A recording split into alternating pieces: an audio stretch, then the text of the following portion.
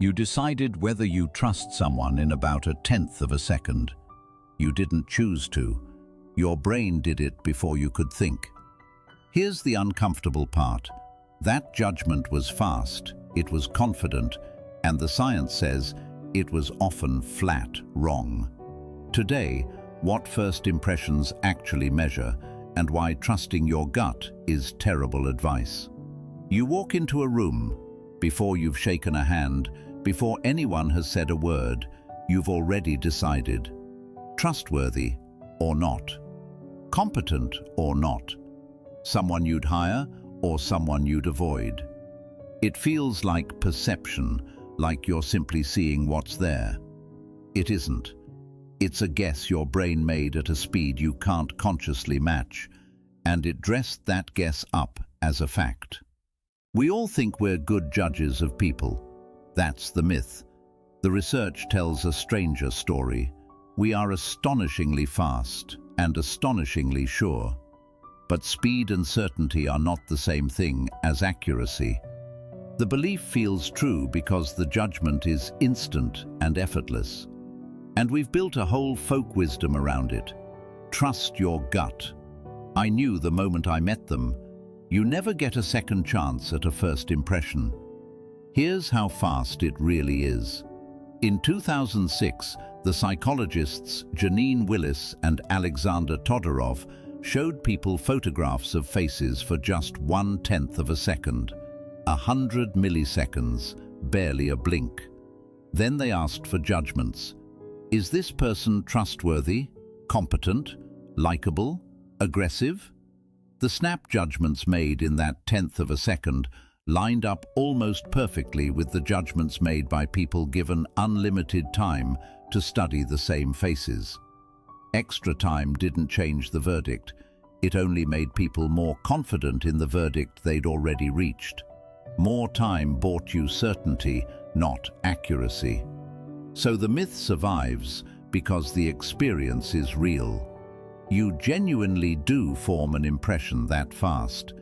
The error is in what you assume that impression is made of. Start with the good news, because honesty cuts both ways. Sometimes these snap reads are useful. In 1993, Nalini Ambady and Robert Rosenthal ran a now famous study they nicknamed Thin Slices. They showed people silent video clips of university teachers, clips just a few seconds long, no sound, and asked them to rate the teacher. Those ratings from total strangers watching seconds of footage predicted the teacher's actual end-of-term evaluations. So thin slicing can work when the cue you're reading is genuinely linked to the thing you care about. Warmth and engagement leak out of how a teacher moves, and warmth matters for teaching. Now the bad news, and it's the part the myth conveniently forgets. Most of what drives a first impression is the face itself. Not behavior, not character. And faces don't carry the information we think they do. Todorov's team took this further in a 2005 study published in Science. They showed people photos of rival political candidates, just the faces for a second, with no idea who they were, and asked a single question: who looks more competent? That snap judgment of competence predicted the actual winner of real elections roughly 70% of the time. Sit with that. We are, in part, voting for a jawline. Then there's the halo effect. Maybe the single most useful idea in this whole episode. The term goes back to Edward Thorndike in 1920. He noticed that when commanding officers rated their soldiers, a soldier judged tall and good-looking was also rated as smarter, more loyal, and a better shot, on traits that have nothing to do with height. One positive impression bleeds outward and colors everything. And here's the twist that makes it dangerous. We don't notice it happening. In 1977, Richard Nisbett and Timothy Wilson filmed the same lecturer giving two versions of an interview. In one, he was warm and friendly. In the other, cold and distant. Students who saw the warm version rated even his appearance and accent as more appealing. Same man, same face, same voice. And when asked, they flatly denied his manner had affected them. They couldn't feel the halo. So, are first impressions worthless? No. And overclaiming the opposite would be its own myth. They can be accurate for traits that genuinely show in seconds. Energy, warmth, how someone treats a waiter. They're far less reliable for the things we most want to predict. Honesty, ability, whether this person will do the job. In a 2010 paper pointedly titled "Fooled by First Impressions," Christopher Olivola and Alexander Todorov found that once you have real information about a person, leaning on their appearance makes your predictions worse, not better. And the cost isn't just personal. In a landmark 2004 field experiment, the economists Marianne Bertrand and Sendhil Mulanathan sent thousands of identical CVs to real job adverts, changing only the name at the top. CVs with white-sounding names got 50% more callbacks than identical CVs with black-sounding names.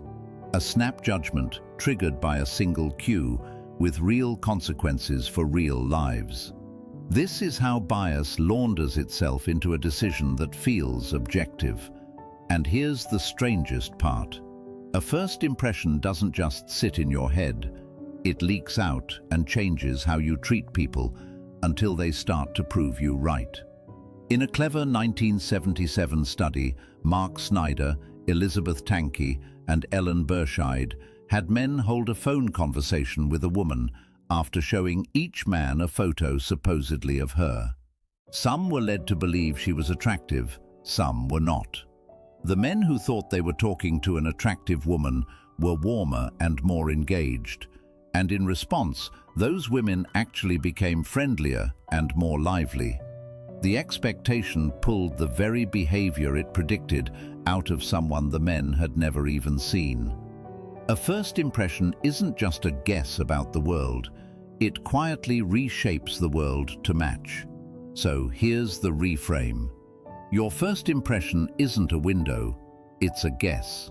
Fast, confident, built from a face and a few seconds, and absolutely certain it's right. The skill isn't switching the guess off. You can't. It's automatic.